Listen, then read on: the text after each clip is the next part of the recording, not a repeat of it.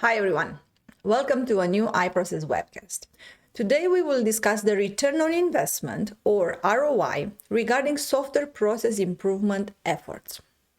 I often get these questions. How do I convince the management to invest in a process improvement program? Or how do I explain the benefits of a process improvement program to the management team? It is not easy to measure the ROI. However, it is possible. Here are some ideas to get started as extracted from the technical paper Concepts on Measuring the Benefits of Software Process Improvement by SAE. While published in 1993, the following principles are still applicable. Identify the need. If the current processes are not easily repeated and are often unpredictable, your organization is mainly focused on putting out fires, jumping from one crisis or chaotic situation to another, then your organization or project is a good candidate. Start small.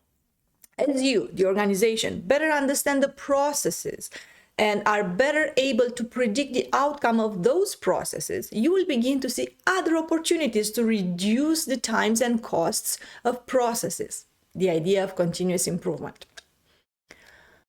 Although some of the costs can be measured, sometimes the improvement results are a mix of objectives and subjective measures. Objective measures such as reduced rework, productivity, effort, etc. can be measured, and a dollar amount can be linked to each.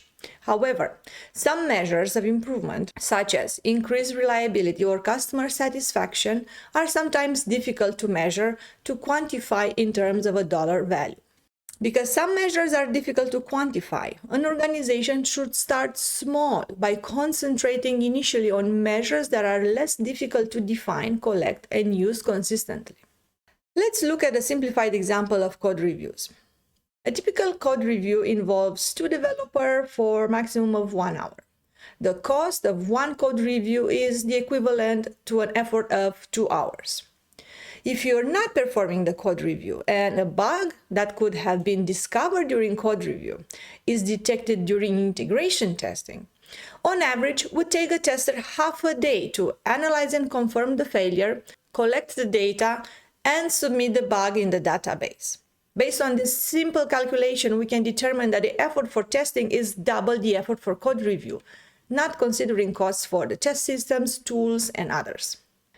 Measuring process improvement is a process. The first step to obtaining the capability of measuring ROI is to begin data collection of the initial data set and establish a baseline. Then, continuing up the pyramid, the organization would continually strive to improve the data and reporting methods for the initial data set through its estimation and planning, project tracking, and defect measurement processes. Particularly, the organization should concentrate on methods to validate the data being collected and reported. Don't forget the intangible benefits. One of the first benefits of process improvement is the decreased cost of producing better products. Often, this is evidenced in increased employee morale and pride in the organization. The organization is also rewarded when the results of its superior quality products and services become recognized, and it experiences increased customer satisfaction and increased demand. In conclusion, remember that no two organizations are alike. This implies that each software process improvement program will also be different. Because of the differences, each organization must decide how best to measure the benefits it receives from its software process improvement efforts. iProcess can help with guidance, workshop moderation, and strategy definition for process improvements. We are not only telling you what you did wrong, we can help fix it.